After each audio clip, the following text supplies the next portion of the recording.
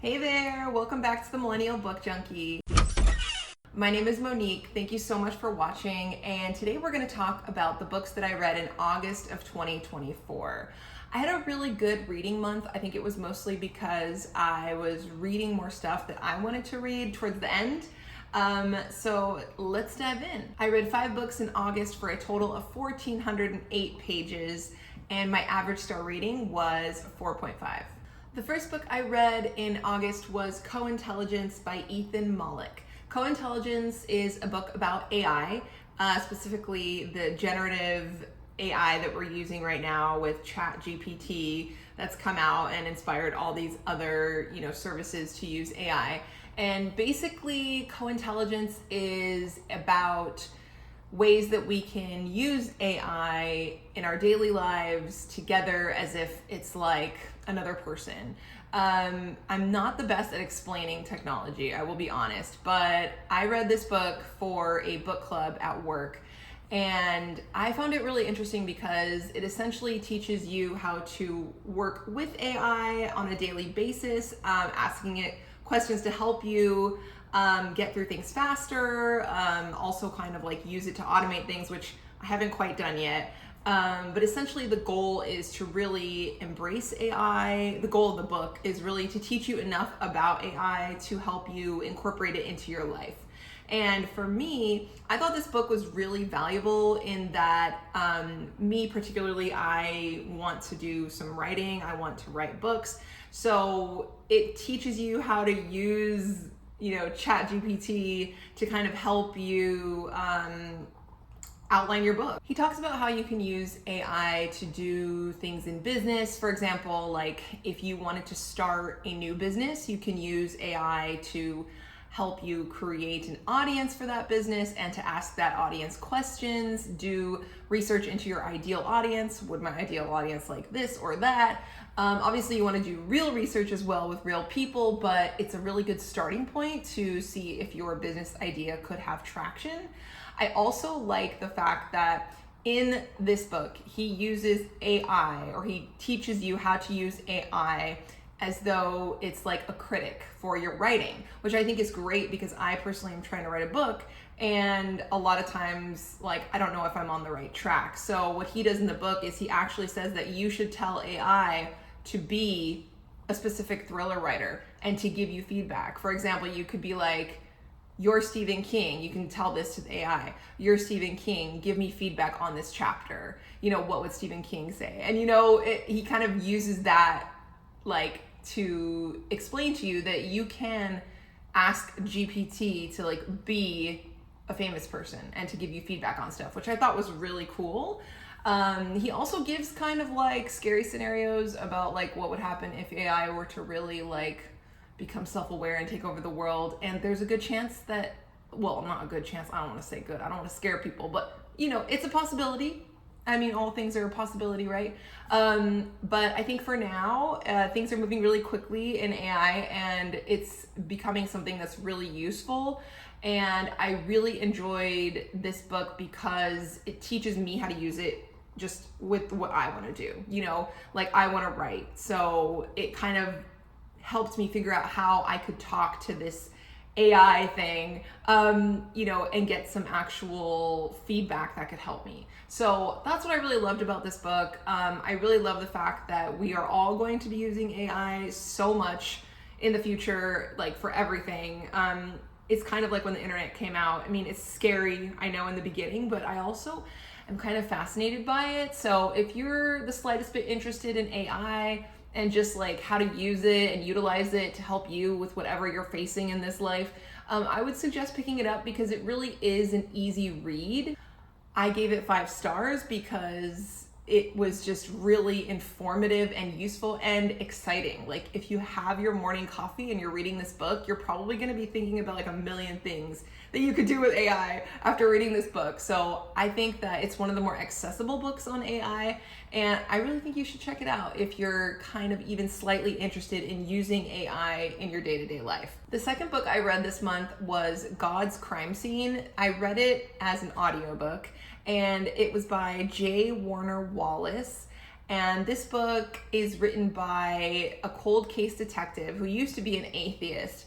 And he essentially talks about his case for God, basically treating the universe as like a crime scene, to see like who could have created this universe, which I think is kind of cool because he comes at it from a police detective kind of perspective. And also he treats every single chapter, he starts every single chapter with an actual crime scene, which I love. So that was like my favorite part about this book, because he would start it out and already my mind would be going as to like who killed that person.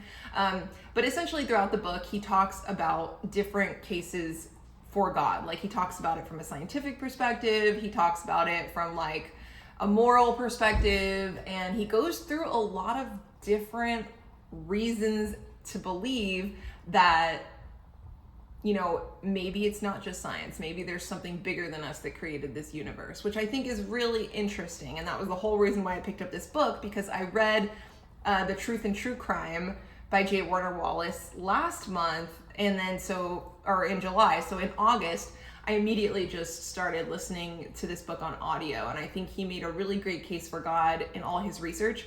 Now, I won't dive too much into the research because honestly, I would not listen to this as an audio. I would buy this book and like read it like paperback, because there's so much information in here that you kind of have to read slowly and like take notes on. It was really hard to read it to listen to it as an audiobook.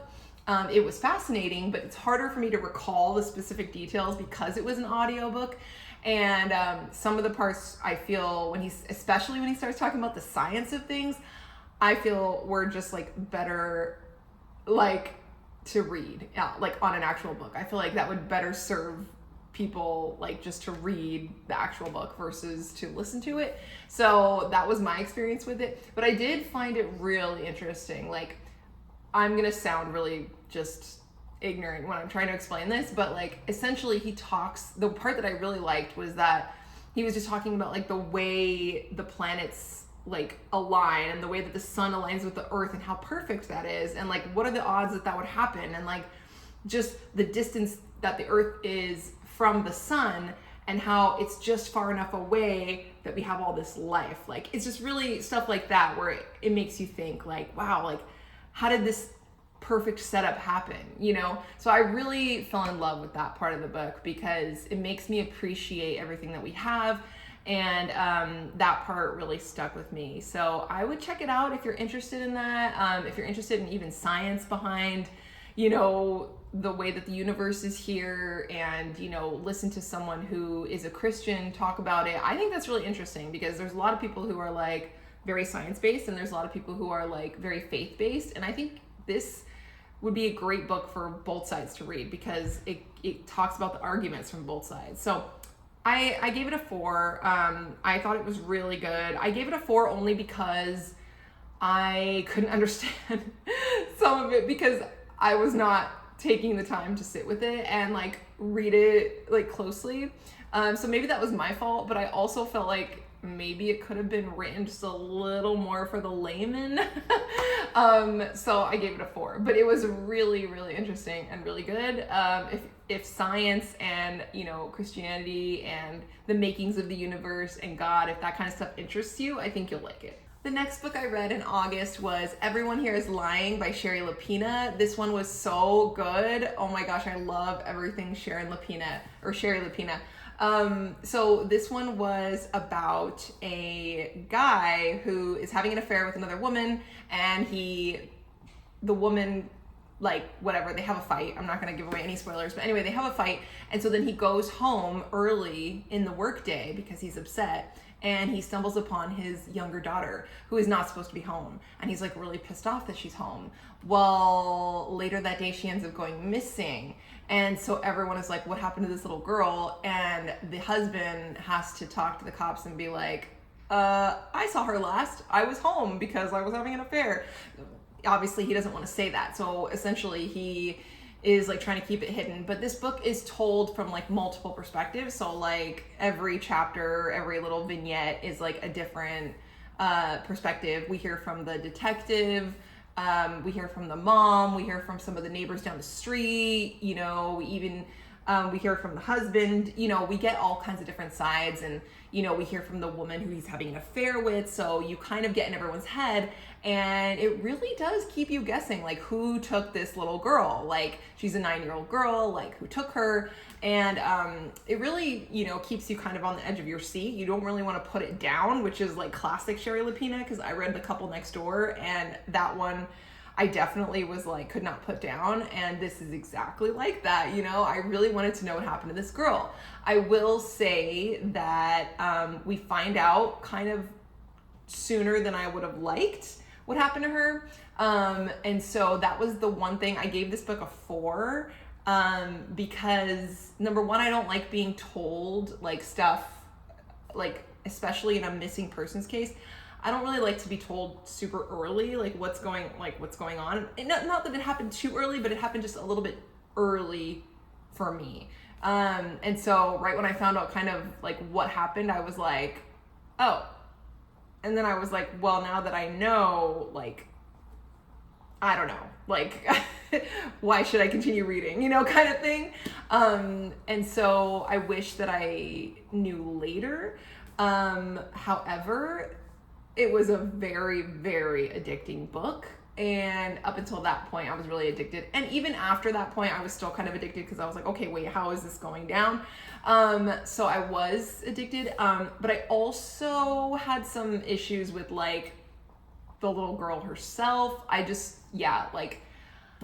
I can't really go into it because I don't want to give away any spoilers, but just the way that she wrote her character, I will say, just her character herself was a little bit unbelievable at times, but because I just felt like she came off as too adult for a 9-year-old, but I won't really say anything more about that just because I don't want to give away any spoilers, but I don't know about that. And then at the very end, I was a little bit like, it just wasn't tragic enough, I don't know, I don't know, maybe I'm just weird. I like really horrible endings. And so I think that's why I gave it a 4, because it was a very good read. Like if you took this on a plane, you would just, so good. But I think just like little problems like that where I was a little dissatisfied with the characters and the ending, but I mean, it was a great thriller. What can I say? And also it was very, I guess, plot driven because the characters were there. They had some issues, but they're all kind of like forgettable. They're not like you're going to remember them forever. So yeah, very good book though. I will say, like, if you like Sherry Lapina, like continue reading because it was good. It was good. It was good. The next book I read in August was The Women by Kristen Hanna. And if you are anywhere on Book Talk or Bookstagram, I mean, I'm sure you've heard this book. This book is about a woman named Frances McGrath who, she is about, 20 years old. She's living in the 60s and she goes to be an army nurse in Vietnam. And it talks about her whole journey there. She goes to Vietnam before she's like at home, and her father is like really, her father couldn't go to war, but he's like obsessed with like people in the war, the men in the war, and he honors them. Well, she wants to honor him too, so she goes to Vietnam to kind of honor him. He's not very happy about that. Again, women in the 60s are not supposed to be doing stuff like this. So she goes to war and she has like this crazy time there. She meets these two friends, Barb and Ethel. And when she goes there, she has a really insane journey. I mean, she goes from just being this like nurse just out of nursing school with zero experience to like basically helping men breathe by like cutting open their necks and giving them, tracheotomies maybe. And like she's doing surgery. She's like a surgical nurse. She very quickly learns the ropes. Men are coming in, who don't have limbs, and she's tending to them, and she's just basically being traumatized by all this going on. So she's there for a while. She ends up, of course, falling in love a couple times. And I don't want to give away any spoilers, but she does fall in love a couple times, and then she has to come home. But when she comes home, She does not come home to the America that she remembers. Everyone is opposing the war. They're upset with her for being at the war, and they also a lot of people don't believe there was any women in Vietnam. That was like a big thing. So, and her parents don't seem to be impressed with her. You know, they're not really, her mom just wants her to get on with her life and get married and have kids. And her dad is like, can't even really talk to her. He's just disappointed in her. And so not only that, but America just hates everything about the war at this time. So she's not getting any credit for anything that she's done. Nobody wants to hear from her. And she basically has to be like this invisible person, and her whole experience is like completely muted because she can't express it. And so of course that leads her down a very dark journey. She drinks, she gets addicted to pills, and you know, her love life kind of spirals out of control, and it's a mess. It's very, very sad and dark what happens to her when she comes back from Vietnam. It's just very depressing. And then, you know, she's got to turn her life around, you know. So I really encourage anyone who is interested in any kind of historical fiction in the wartime era to read this book, because I personally only read this book because I have some family members who are in a book club and we all read it together. But I personally wouldn't have picked up this book because I am all about horror and thrillers. This one is not. But I really enjoyed it. I mean, I was crying the last half of it, you know, just like the last chapter or two or whatever it is, because, you know, I had no idea what these women in Vietnam were going through. I had no idea really what the men in Vietnam were going through. I mean, I'd known about the Vietnam War, and I remember watching Born on the 4th of July in school, in college, but I don't really know too much about the Vietnam War, and like to read, you know, what these people went through. And then the women, when they came back, how everyone was so dismissive of them. I mean, it made me so infuriated to read it. And she tried to get help even, and they wouldn't let her get help because she wasn't a man and there was no women in Vietnam. So they were just like, this is just for vets who are traumatized. There was no women in Vietnam, so you can't be here, you can't get help. It was really sad.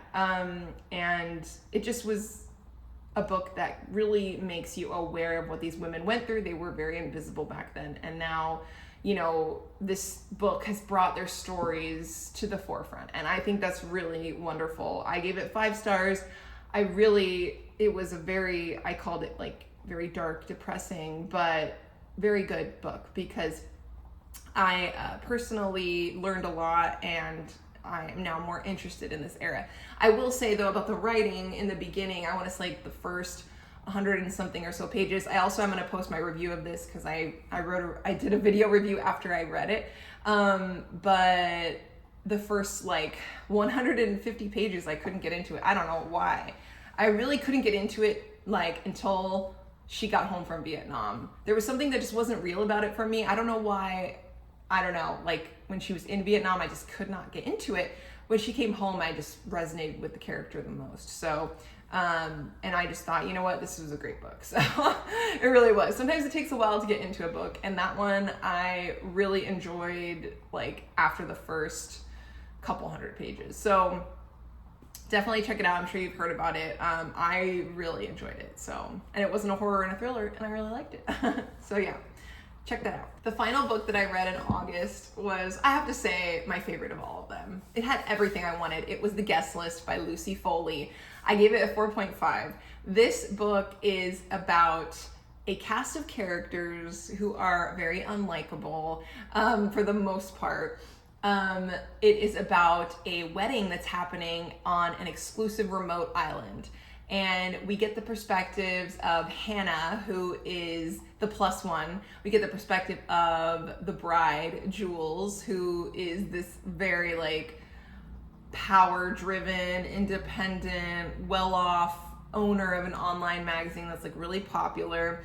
And she is marrying Will Slater, who is like this guy on a survivalist show that like everybody loves. He's gorgeous, and they're just like the perfect couple.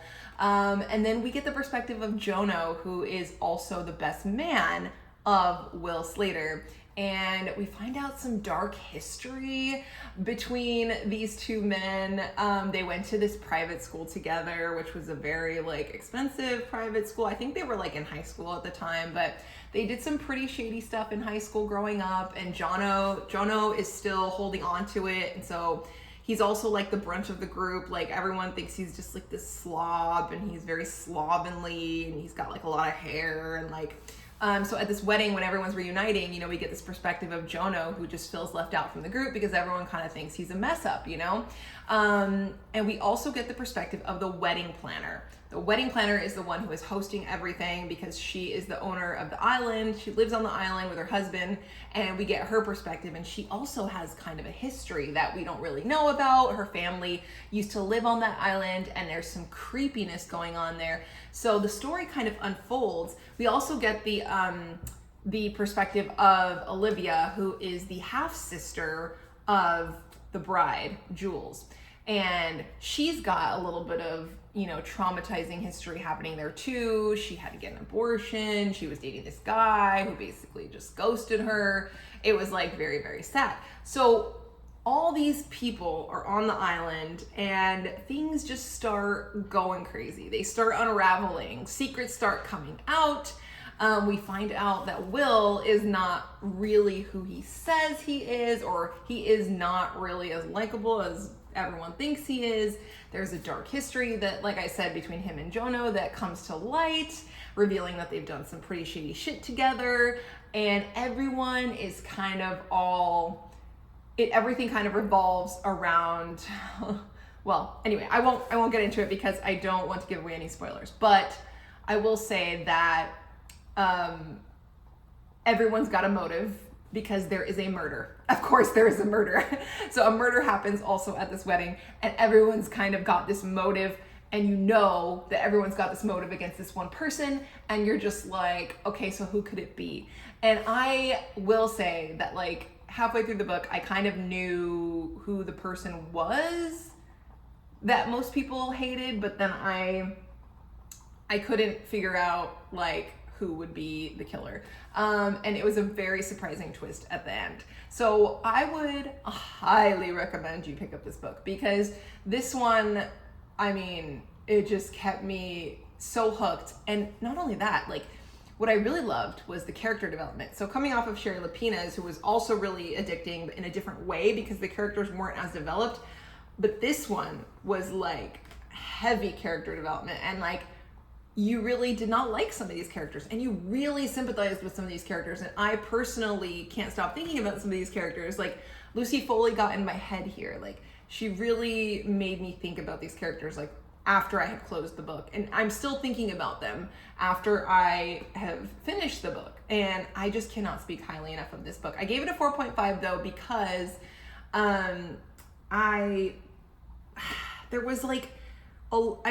there was a lot of talk about the island. Like, I feel like we were given a lot of like snippets about the island and how spooky it was, but I didn't feel like that kind of like I got any closure about the island. I don't know. Like I said, I don't want to give away any spoilers, but like I didn't feel like she was building up a lot of this island, and I just feel like I didn't get a lot of closure about it and a lot of explanation about it. So that was my one qualm with it. But I mean, that's pretty small because the book itself was really, really good. And I would highly recommend it if you are looking for something that's like quick paced, because it is quick paced. I mean, it's very addicting, but it's also like the time she took to develop the characters is also really good. So I really liked it, and I'm definitely gonna read more Lucy Foley. This was my very first Lucy Foley book. I'm definitely gonna be reading more Lucy Foley now because this one was so good. Oh my gosh, it was so good. So please read it. It was good. And that is a wrap. Those are the books that I read in August of 2024. And let me know what the books you're reading are. I would love to know, what did you read in August? And if you like this type of content, if you like learning more about horrors and thrillers that I'm reading, please hit subscribe, and I will talk to you guys later. Bye.